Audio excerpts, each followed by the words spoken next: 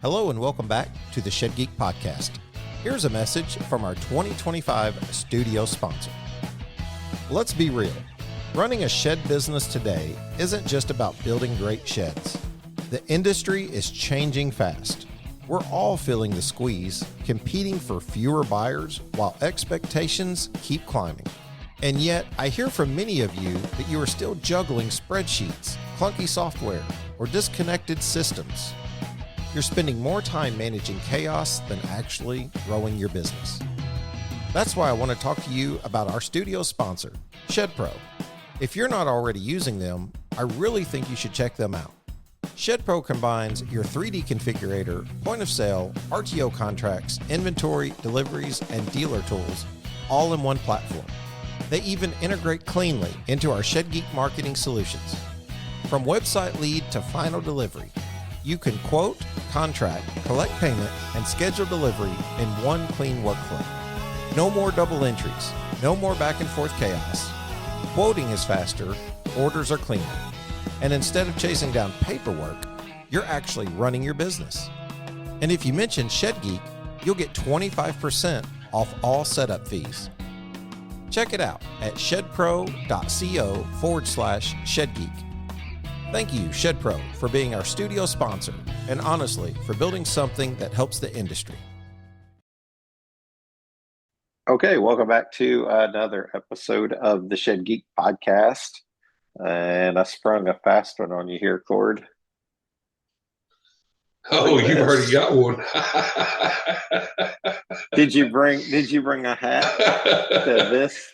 I'll tell you what I did not bring was an airbrushed hat from It is a one-of-a-kind Florida man special. Just I was about want you to to say, know. the guy in the ball's not there anymore. You have to get those in Florida now.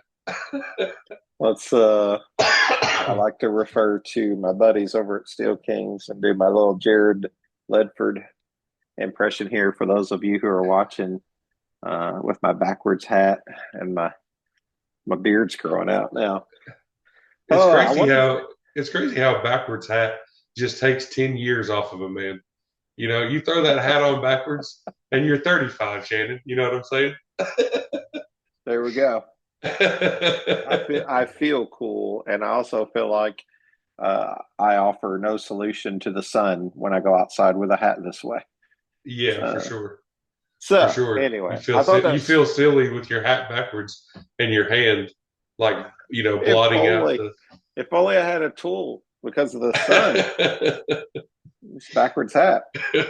I wanted to do that just because you were going through the hat collection as you were filling in and things like that. And this is going to be an interesting podcast. I was thinking about this because we've got so much content that goes well into probably January right now.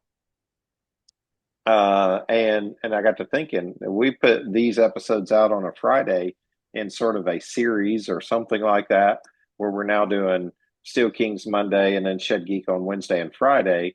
I think there's just enough content there. And one thing's for sure is there's enough advertising that seems to be lining up to desire a second show. And I've tried to determine, do we go post frame? Do we go, tiny home? Do we get into other areas of business? But man, I really just think that good content matters. And Cord, before we even get started, I want to read this because this is something I shared with you today at the office. And I wanted the audience to hear this because I think this is really important.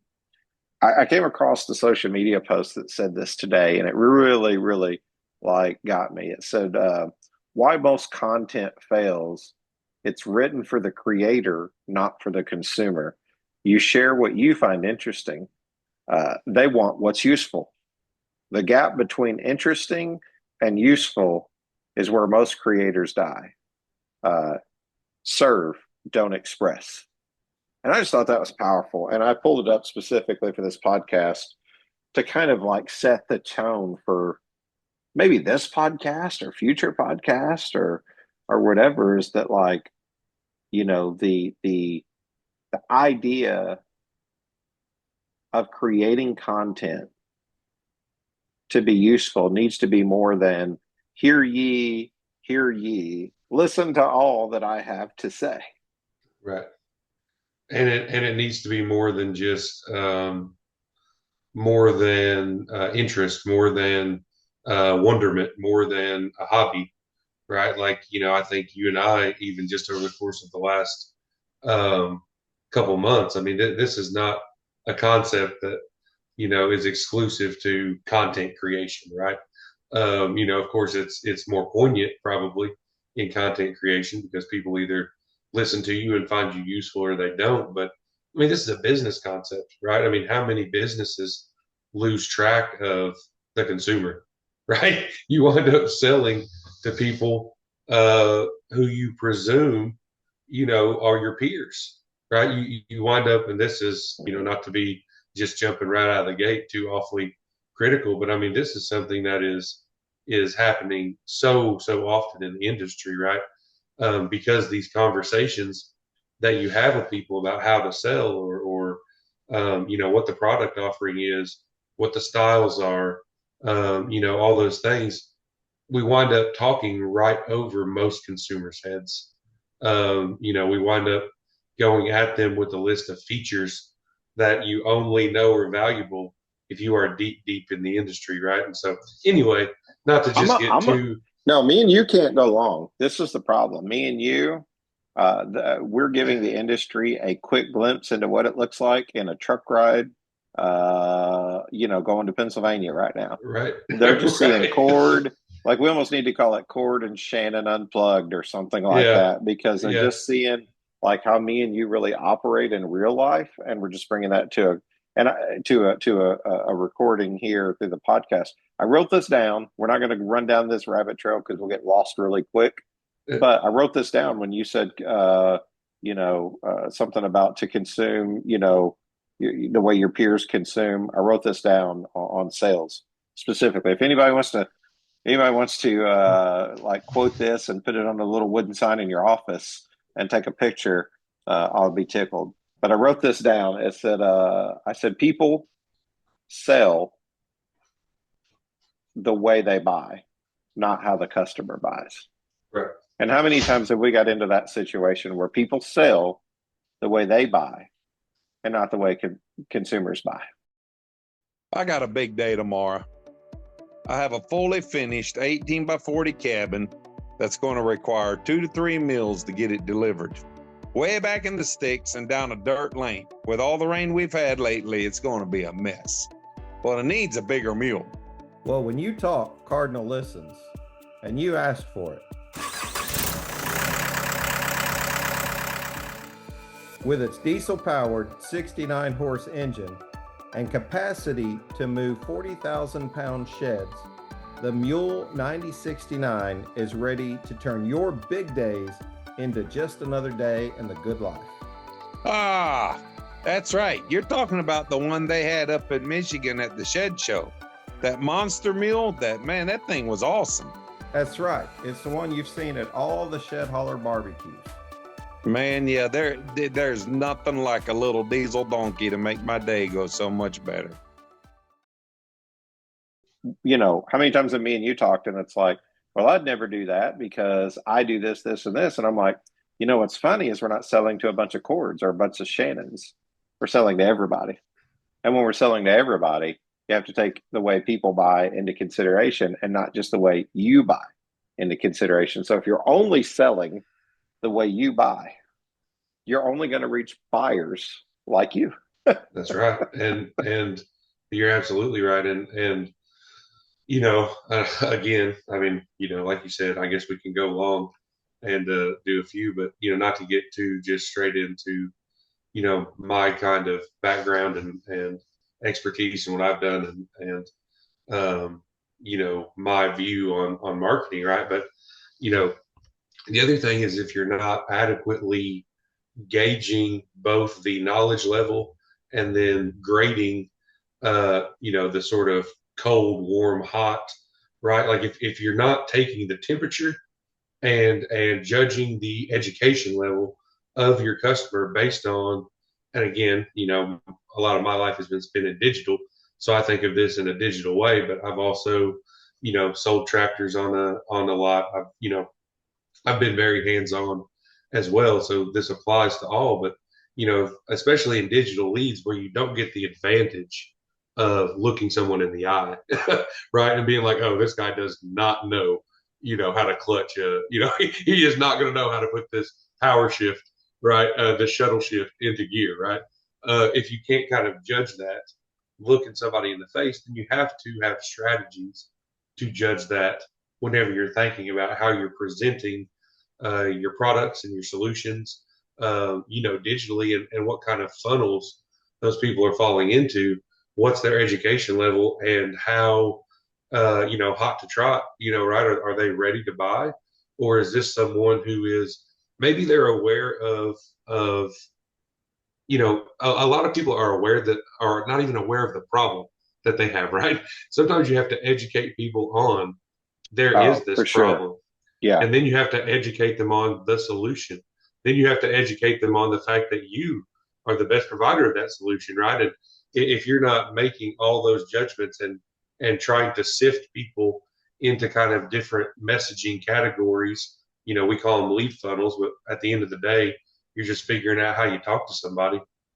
And to be clear, when you said education, what you mean is product or service education of that consumer. You can have a very intelligent person come in and know nothing about sheds. And so like you're trying to be the solution to their problem by educating them. It's not got as much to do with their educational level or educational prowess, but their consumer education on the product or service you're selling, which kind of goes to the point of what we've done a lot through Shed Geek. And why we get calls continually from people who are like, what's your thoughts on this? What's your opinion on that? And we'll get into that down the road. What I want to do now is I want to segue and I want to take, we talked about this and like you've been around, involved, me and you have worked together in several capacities. We live in the same city, you're an alderman here in our town, one of those no good for nothing aldermen for the city, don't ever help do anything around here. If people only knew the level of white glove treatment that Shannon Latham gets in the city of Metropolis, you have the mayor and 3 aldermen on your doorstep anytime you have a problem. I don't know if it says as much about my accolades or how problematic I am for the city of Metropolis. Well, now we haven't solved. And I will admit, we haven't been able to solve all of those problems, but we're taking a swing at them, Well, and we're solving don't you worry. I'm coming up with a whole new list the minute you guys solve. Anyway, I think it's hilarious, but it got us to thinking and talking about, as you've kind of been filling in, and there's probably still some episodes that are coming out where you were filling in, even as this episode comes out, depending on how we decide to release it, probably most likely on a Friday. But it's like, hey, people know Cord, but do people know Cord? Because you don't have 4.5, almost 5 years of podcasting and 400 episodes that have been completed. So it's like, why don't we deep dive into who Cord is? Because you're out here, talking to the shed industry vicariously, for me. Through things that we've encountered together in this industry, but let's get into the dirt. Let's get into the details, right? Tell me about Cord. I want the audience to know, who is Cord? What's your background? You showed up on the scene here at Shed Geek, and now who are you? Hello, shed builders. I'd like to grab your attention for just a moment. As we look ahead, one thing is clear. Customers will have higher expectations than ever before. Shed consumers have an unprecedented access to information. To stay competitive, you need to create sheds that are not only high in quality, but also rich in innovation. You might recall my friend Dan Ream, one of my early podcast guests, who introduced Solar Blaster fans, specifically the Solar Roof Blaster. Dan has been busy handling orders, and he's eager to speak directly to shed builders about his groundbreaking products. What stands out to me about Dan's products, designed specifically for sheds, like the Solar Roof Blaster and the Solar Light Blaster, is how they enhance the shed owner's experience. With the focus on quality, it's time to start thinking about adding features and benefits for the end user. Here at Shed Geek, we wholeheartedly recommend Solar Blaster as the solution. My favorite thing about the entire line of products? The support you'll receive from Dan. Not only is he incredibly knowledgeable about these products, but he's also one of the most customer-focused individuals I know. He truly stands behind both his product and his service. We're searching for companies ready to elevate customer satisfaction to the next level. To learn more, just visit solarblasterfans.com and fill out some basic information for a callback, or connect directly at 480-747-7097. You can also check out the Shed Geek newsletter, where a click on the Solar Blaster ad will guide you to a form for more information and some cool videos showcasing the products. Let's power up innovation and elevate customer experiences together. Yeah. Oh gosh. That then makes you think, where do you start? You said get in the dirt, and that kind of just resonated with me as a turn of phrase because, my earliest memories in life, I think probably, I don't know, I think I might be a weirdo. I don't really remember much up until, really first or second grade. So, I mean, by that time you're whatever, 5 or 6. But what I do remember is being out on the farm with my dad. Grew up on what is now today is up to a 326 acre family farm. At the time it was a little smaller. I guess we probably had about 240 maybe whenever I was growing up. We've added 80 or maybe 80 plus another 20. But anyway, grew up on a family farm. In fact, the first place that I lived as a child, my first memories, were in an old farmhouse that goes all the way back to my 2 greats grandfather. So it was obviously old and rickety, and there were raccoons. There were raccoons in the attic. Especially Trash whenever. pandas. Yeah, right. Especially when the weather turned off cold. And they needed a place or whatever. And we would always joke that it sounded like there was a mule upstairs, because you get about half a dozen raccoons chasing each other around an attic. It makes a heck of a ruckus. But anyway, but yeah. So 5th generation, or my 4 great grandfather. So I guess that makes me 6th generation of my family that lives in Massac County here in Southern Illinois. The house that I'm talking about was actually on the original homestead property. My side of the family, the Cooks, the Koch Cooks, we don't actually have that homesteaded piece as part of the 326. That's part of the Westerman family. Cord Westerman is actually who I was named after. 4 greats grandfather, Southern Germany, Bavaria, immigrated over. He actually built a flatboat to come down the Ohio River, took it apart whenever he got to Massac County, and we still have what we call a summer kitchen, which is a real kind way of saying a shack, that he took the boat apart and built himself to live in, while he then started working the land, cutting down trees. Lived in it for about 2 years until he got his house finished. But in any case, that's sort of where I come from. My dad was a farmer. He was a construction worker. Actually, Cook Brothers Construction built a lot of the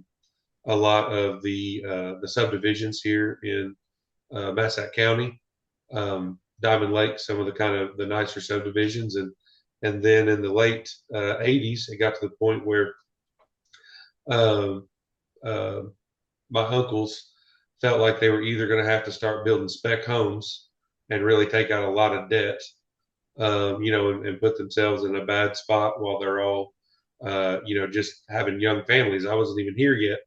I was born in 90, and 88 was the last year. But in any case, So my dad went back to work, became a nurse, which is also the occupation of my mother. My dad was a heck of a nurse. He worked the floor of ICU for 21 years. My mom is also a great nurse, but she's even more gifted in business. And so she very quickly, even whenever I was young, she wound up running the surgical department. Then she was director of nursing at the hospital. Then she was director of nursing at three more hospitals as she continued to kind of, progress her career in bigger hospital, bigger hospital, bigger hospital, which of course, calls for some travel. We never moved. We're still, in that same, live in that same area. But anyway, I really, I always looked up to my mom growing up as a business person. Even to this day, she would tell you that she's just a nurse, but she's run businesses, for the better part of 30 years. And I always enjoyed, listening to the business problems that she was solving. Right. I mean, obviously, some of those involve, operations, nursing, and surgery. And she's now actually the director of a oncology center up in Marion. Um, and so, but a lot of it is just kind of pure business. It's vendors and it's relationships and it's, how do you create the best customer experience? Because even in healthcare, maybe especially in healthcare, right? You really do have to create good outcomes for people, or you lose a customer, maybe in more ways than one, right? And so, Literally. Anyway, she and I just always so enjoyed, hearing her when she came home and talking about,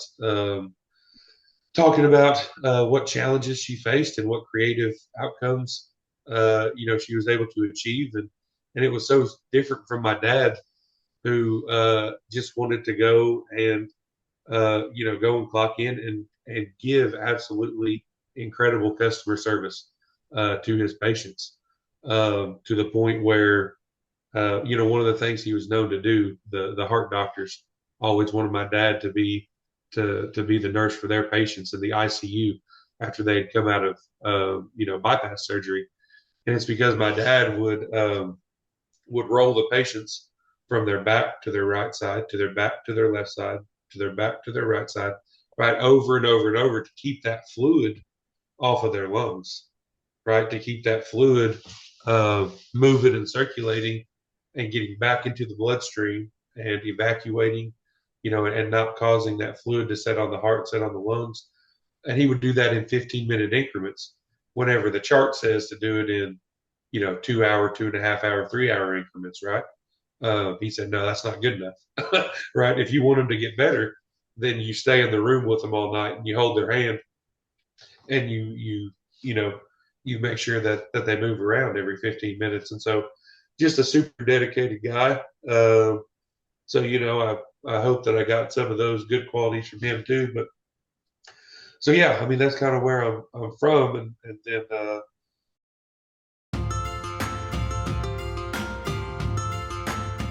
when your business depends on getting materials fast, you can't afford to wait around. At Three Oaks Trading Company, we get it. Your production schedule moves fast, and so do we. From studs, SPF, and SYP, to all your panels, siding, and flooring. Square edge or tongue and groove, OSB or plywood, we're stocked, ready, and delivering across the U.S., often in just 3 to 5 business days. Our team specializes in serving shed builders and manufacturers, providing the products you need when you need them.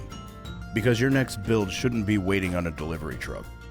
So if you're ready for reliable service, quick turnaround, and a partner who understands your business, reach out to Three Oaks Trading Company today. Call 833-214-1723 or visit threeoakstradingco.com to get started. Three Oaks Trading Company. Fast, dependable, built for builders.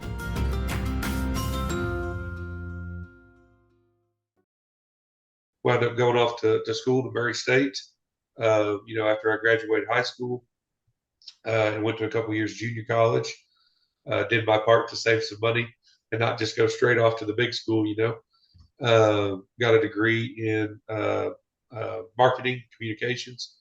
And just by happenstance, I mean, I've said so many times in my life, God has been looking out for me. Even honestly, whenever I probably wasn't looking out for him at the time, right? And just by God's grace, was in a marketing program that had an adjunct professor who had been a lifelong, like a 40-year executive at BBD&O, which is, now like the largest, or maybe it always bounces back and forth, largest or second largest advertising marketing conglomerate in the U.S. And really in the world. And he had actually overseen their acquisitions and mergers. So he had, friends and relationships in every part of the country, and actually was even over some of their consolidation of services. And so knew kind of whose strengths would play to which office. So I wound up in Chicago, actually working the account for Navistar, which is international trucks and Bluebird buses. So I was a junior account rep for them. It was actually for anyone out there who has used diesel engines over the last 30 years. It was during the era where their engines were really not good. This would have been 2014, and so it was a tough job to be the advertising agency coming back to them and saying, "Look, the competitive review, right, is basically that everybody is hammering us on toughness, longevity, durability, and the worst part is they're right, and it's really hard to overcome that with good advertising, right? It's hard to just say something different. So, uh, but uh, but so I kind of convinced myself that I loved it. I loved the work that I was doing, and I kind of, despite growing up on a farm and being very traditional, I think, in my thoughts and beliefs, I convinced myself that I was going to stay in Chicago and be an advertising guy. And, I had some early success and got promoted, and, it was going really well. But my dad got sick, had cancer. And my little brother, he's 5 years younger than me. He's very, very smart. The type of guy that gets paid to go to school instead of paying to go to school like I did. And it was his turn to go off to school. And, I knew that my mom and my dad had split up, a couple of years earlier. And I knew that, it wasn't fair to him to like put off, his college. He's actually originally going to be an engineer. He's now wound up in finance, graduated, whatever, summa cum laude with a double major in engineering and finance and a minor in accounting. And if that tells you just how brilliant he is. So I knew that I couldn't take the pride of the family and expect him not to go off to school. So I came home. And again, just as, God just shows you sometimes what you're supposed to do. And the very night that I moved home from Chicago, brought the train home, and probably was really kind of feeling sorry for myself. That I was leaving the big city and coming back home and going to have to figure out, how I would stay in marketing and advertising in a small town in Southern Illinois, Western Kentucky. And that very night, I met the woman who's now my wife, Annalisa. Met her that night. We started dating 2 weeks later. And so I guess the long and the short, Shannon, is I've never made it back to Chicago. So, I've done search for that opportunity here in Southern Illinois and Western Kentucky, and honestly, have had a great time doing that. Sold digital advertising, the sort of the outdoor digital boards and signs, along with indoor digital signage. Then got into outdoor power equipment and tractors. I know some of the listeners have probably heard me talk about that. Sold Mahindra tractors. Super proud of the work that we did out there at Warriors.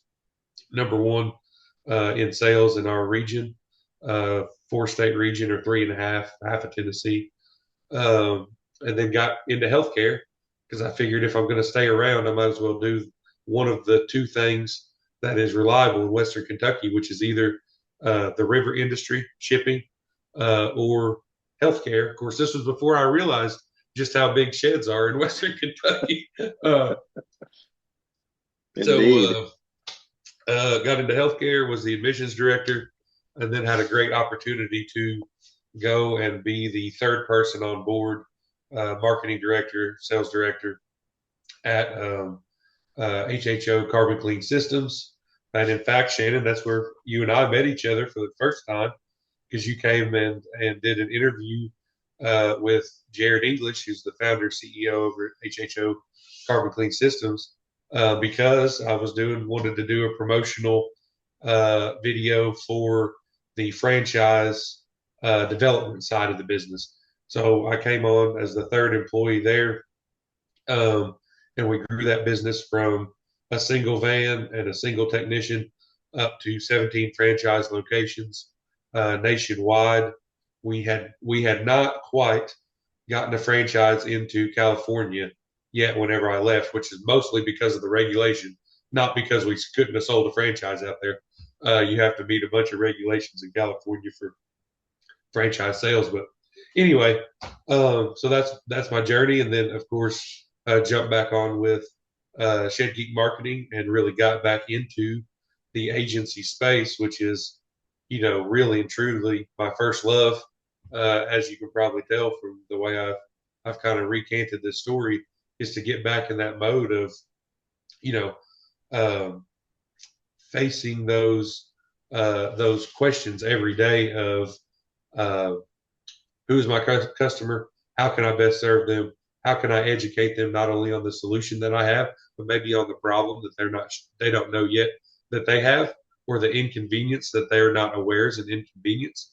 How do you start to get in front of people who could use what you're selling? And the agency world, the agency life, just really kind of feeds that day to day. Let's solve problems. Let's help people make money, right? Let's help people grow, which is really what I'm passionate about. And so branched out on my own, and to that very end, started Growth Ops Ally with my former colleague, Shalisha Wood, who actually worked with me at HHO. She was the operations director there while I was doing the marketing.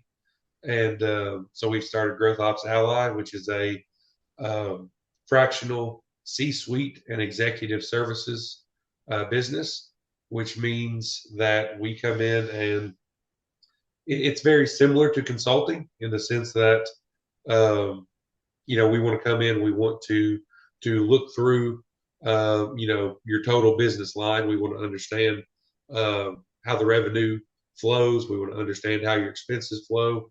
It's a consultative approach, but the big difference with fractional work is we're not just suggesting something that you, should do, could do, right? We're actually embedding even with your team, and we are then acting on those strategies and tactics, right? We are putting those strategies into place. We are executing, project managing, even directing teams. If you're the type of company that has a team of people, that can then execute on those things. So anyway, Shannon, my goodness, I would hate to even check what timestamp we're at right now. You're good. Talked forever, but maybe that we're only at least 20. gives... We're only 26 minutes in. I'm keeping an eye. Gosh. So you're good. Well, you're good. I'm sorry. No, I actually wanted to ask you some more questions. Because I love whenever you riff and you just kind of talk. There's a moment in podcasting, in my opinion, when you get in your element and when you think about what the Shed Geek podcast has become a mixture of all of the things. One staple that always finds its way, into the fray is that we are people focused, and I can talk more about that later. whenever it comes to a conversation about my obsession with people. We'll have to get there and kind of how that plays out.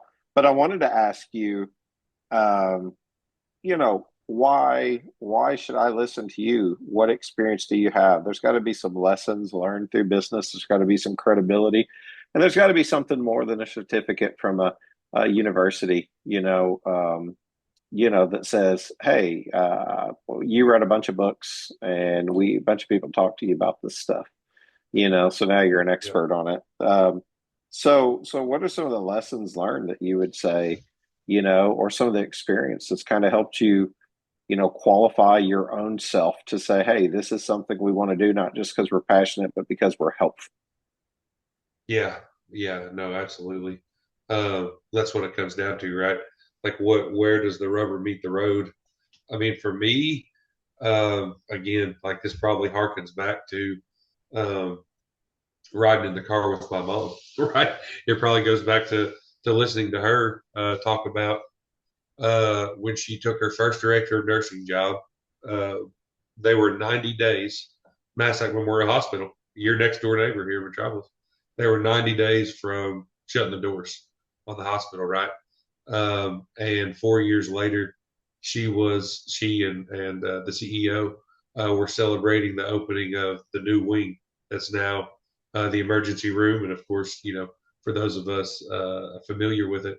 So yeah, from 90 days to close through adding on new additions, right? Like that growth, the progress, the day to day recognizing of opportunities is something I've been passionate about since I was a kid, right? Riding over to Paducah to eat lunch after church on a Sunday, and just want my mom to keep talking about what that work week was like. So for me, um, to be honest with you, I think that really hit home whenever I moved home. Right, I was living on Michigan Avenue, um, working on Michigan Avenue, not living on Michigan Avenue, working on Michigan Avenue, uh, um, and was sort of had a very charmed start, I think, to my working life, and so I think moving home and time after time, I really pride myself on finding the best opportunities, uh, for work, right? Finding the companies that have so much potential. And so, for me, it really is about taking taking a company, seeing the potential, seeing the sort of the ways to maximize revenue, seeing the ways to streamline, implementing systems, implementing now these days. I mean, my goodness, the automations, the workflows, everything that you can do is even far beyond what it was whenever I got out of school. Kind of rudimentary, Zapier, Keep, some of those programs, where modern CRMs have really outran a lot of that function. Running a business can feel like trying to balance a dozen plates, except none of them are actually plates, and one of them's on fire. Enter Newfound Solutions. Think of us like your business BFF, always ready to lend a hand with whatever you need. Have you always wanted to start your own rent-to-own company but don't quite know where to start? RTO Partners is here to help. Overwhelmed by all the moving pieces in running your own rent-to-own program? RTO Smart is a software that encompasses everything you need on one platform. Or leave the rent-to-own up to us and focus on what's more important to you. Newfound Rentals has you covered with traditional rent-to-own options for your customers. Shed Connect understands the complexity of the digital marketplace. We take the hassle out of online sales. And unlock the full potential of your brand with co-creative. We'll make your brand look so good, your audience won't be able to look away. Newfound Solutions, 5 powerful sub-brands helping you succeed across every aspect of your business. Visit newfoundsolutions.com today and let us do the balancing so you don't have to. I think it is the lessons that I've learned are that if you are devoted to the customer perspective, which we already touched on a little bit, the customer experience, customer satisfaction, making sure that the customer,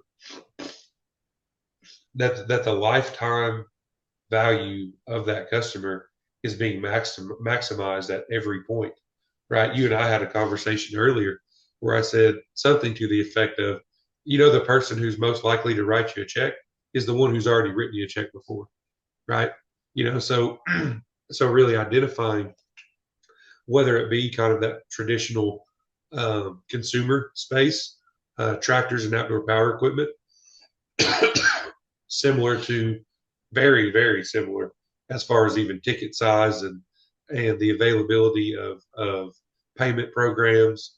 That power equipment space is very similar to sheds. And in fact, I've even heard really good, smart people in the industry say that they use, because there's not great data, as we kind of know industry wide, they use a lot of the power equipment, outdoor power sports, whether that be, Polaris, or that be some of the things like what I was dealing in, Husqvarna, Simplicity, Steel, Mahindra, Deutz-Fahr, using some of those type of markers to project and forecast, which again, not to chase another rabbit, but I'm really excited about putting together a forecast episode, 2026 forecasting. So I'm working hard in the background to get the absolute best people with the best data sets, the best knowledge to do that. But, I think where I was going with that is I think what I have learned is, if you are constantly thinking about how does the customer perceive this, how do they see this, what other services am I not seeing that are right next to me? Just a good example that I'm still proud of to this day. Hoyers, whenever we were selling tractors out there, they would always start their spring sale, which included, picking up your lawnmower, servicing it, sharpening the blades, blah, blah, blah, bringing it back to you. Really great service. They would always start it in the spring, right? Because that's the name of what it is. Spring sale, spring service, right? And so, Shannon, I think that you actually do this, if I'm correct about that. But so now they still do and schedule. I think you're actually one of them that's scheduled for the spring, but they now actually have backed up doing that service all the way back into October and November. And then you upsell someone into a trickle battery charger, right? And so that, but my point here is, like, what are you not seeing? What service, what product, what solution, what problem are you not seeing for the customer? And really keeping your eyes open all the time and going out and grabbing up those opportunities, right? Because they are going to trust you to execute that product or service more than a person that they've never met, who's going to have to still educate them and introduce themselves and become trusted and put an offer in front of them, and right, like all the things that you have to do to get somebody from the top of funnel to a sale. You've already done it.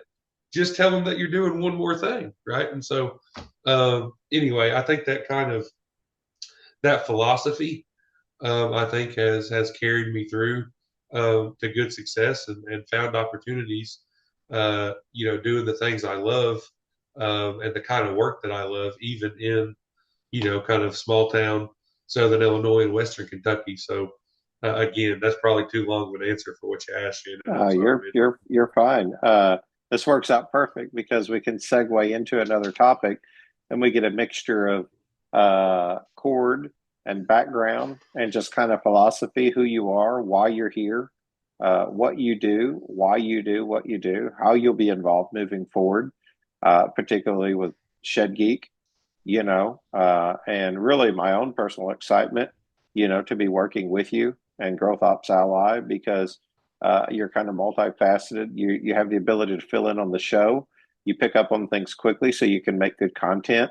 That's really served me well, to be able to step away for a little bit. And then, we're also being able to create sort of this cast of shed geeks, if you will, to kind of like go into their own line of thinking and questions, and really their own approach in many ways to like conversation in this space. And I welcome, folks to not only call in and be on the podcast or be willing to be on the podcast. We haven't been hitting the road as much, so we haven't been getting quite the organic traffic that we were getting. Of course, we've got a grandbaby and one on the way, and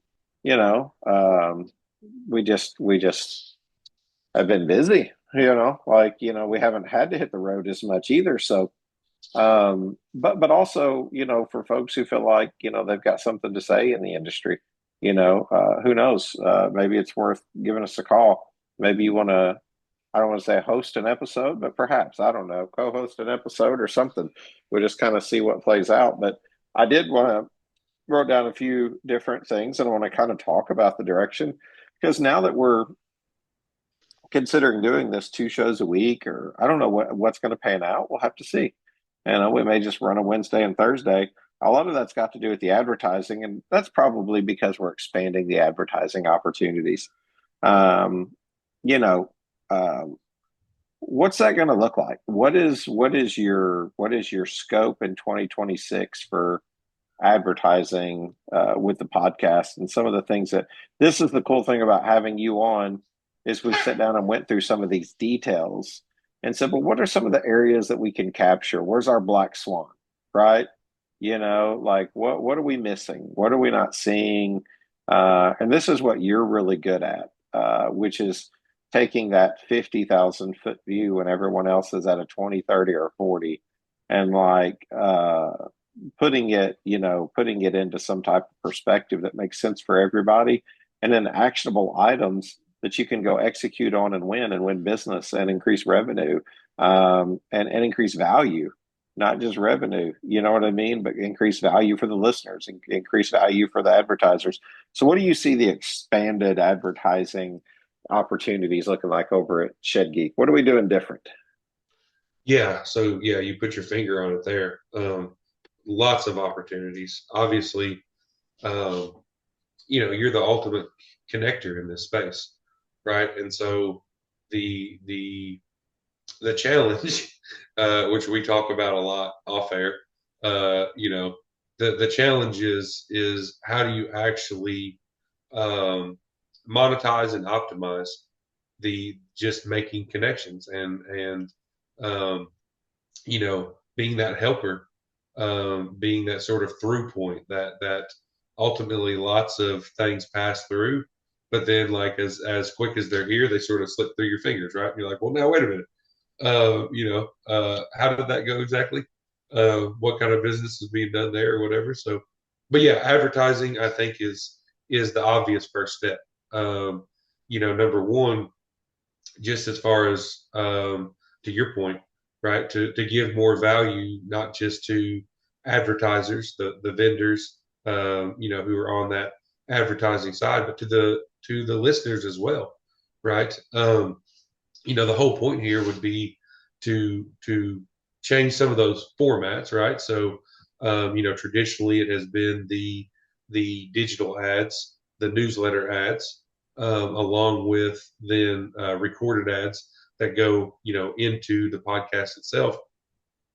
But just really looking at what the sort of modern framework is, I think the biggest thing that I think is most exciting to me anyway is, especially as we think about these potentially Thursday or Friday or whatever these kind of this second day Shed Geek could look like, as those are more topical, right? As those become episodes that are dealing more with, what happened just in the last week or two, right? Because, the nature of the business is that, of course, we're going to go and have really interesting conversations. In fact, I'm very proud of the CRM series that we're putting together. People will see that promoted and see that coming out. I believe the first 2 weeks of December is what we have scheduled currently, and that will then run into January after we take a break there at Christmas. but as we kind of add in the episodes that are not these kind of, necessarily the big sweeping episodes where we're introducing something new, but maybe even some dialogues between, me and you, or bringing people on Fridays to talk about, gosh, we still, next Thursday, Friday, whatever the episode is after this one, we still need to get a recap from the Shed Haulers Bash, right? I mean, it looked like they had such a good time down there. I've reached out to a couple guys. They of course are on the road and things, so it's kind of hard to pin down some schedules. But doing those types of things, right? Staying very topical. But on the advertising side, then with that same idea are live ad reads, which have been happening in radio for years. They allow, you mostly, because people want to hear Shannon's kind of spin on what their company, script is that week or whatever, right? But live ad reads where we are staying up to date. We're staying up to date with promotions. We are delivering whatever that sort of, what is going on now, right? Let's keep these things. Let's keep giving the listeners, right, that info that is always preparing them for the thing that is right around the corner in whatever product or service category that might be, right? So that's one good one, along with expanding the sections inside the newsletter, right? So Deanna has already done a really great job of expanding. We've got recipes now which I think is fantastic. We have like a riddle, right? Just a little brain teaser, keep you sharp, right there in the newsletter. I think that's fantastic. We've got several other ideas, but even on that, the idea would be, let's go and find an advertiser, and let's say to them, well, what would be you can obviously sponsor the riddle or the Nana's Kitchen is what we're calling it, the recipe section of the newsletter. But then, do you have something that would, add value, right, to the customers, to the newsletter readers, right? Do you have an idea for that section, right? And then in that same breath, then bringing that concept back to the podcast and saying, okay, let's do sponsored segments. One thing that I think, and this goes all the way back, we'll go and grab a little nugget from the very first 30 seconds of us sitting here talking. I think we need to have consumer focus, right? The industry needs to speak, directly to those consumers a little bit more, right? There's a lot of good ideas that circulate internally, but I want to know not just how RTO companies, not just what they say to dealers and manufacturers about how they serve the customer. I want them to look into a camera and say it to the customer, right? Like let's really kind of do that very, like, let's get in the customer's head, because the next few years are going to be years of change when it comes to the ways that people get information, the way people shop. We all know that AI and our AI search queries are already here. I introduced my wife to Chat GPT. I was an early adopter, Shannon. So on day number 2 of Chat GPT, I just happened to be listening to the right podcast at the right time, and I was an early adopter. I've been on Chat GPT since day 2. I just showed my wife and finally got her to download it on her phone 3 months ago. And now every question I ask, I'm getting a Chat GPT answer from her. And so, like, these are going to continue to be changing times. And I think it is imperative that the Shed Geek podcast, that is the number one source, right, for this kind of especially digital information in the industry. We've got to be thinking about that customer all the time. So, sponsored segments, I think that would be a great one. For any of those companies that really do have that customer focus, whether that be RTO. I know some of the supply companies, honestly, are very customer focused, because they're sitting there thinking, these windows or this siding or this type of a roof, right? This is really what the customer needs to understand so that they're buying those upgraded, type of sheds. But anyway, that's kind of what those are the few things. We've also bantered around some about making exclusive service advertisers in their service category. Just to say, hey, look, we are the preferred partner of Shed Geek. So that would be another step there where we really are deepening those relationships, and having some deeper ties, right, with some of these companies. So, I guess that's the sort of the short side of advertising. But then there's a whole nother boat with the stuff that you've been cooking up, Shannon, that I think is fantastic, and really doing what you do already, but even bringing on, some very expert people into the fold, and figuring out a way to take all that knowledge that you kind of have done in the consulting arena pro bono, and really creating, a Shed Geek consulting structure. I don't want to keep being the one to talk here, so maybe you tell us about Shed Geek Consulting. Thank you for listening to part 1 of a 2-part series. Be sure to tune in next week for more engaging conversation here at the Shed Geek Podcast. Thanks again, Shed Pro, for being the Shed Geeks studio sponsor for 2025. If you need any more information about Shed Pro or about Shed Geek, just reach out. You can reach us by email at info@shedgeek.com, or just go to our website, www.shedgeek.com, and submit a form with your information, and we'll be in contact right away. Thank you again for listening, as always, to today's episode of the Shed Geek Podcast. Thank you, and have a blessed day.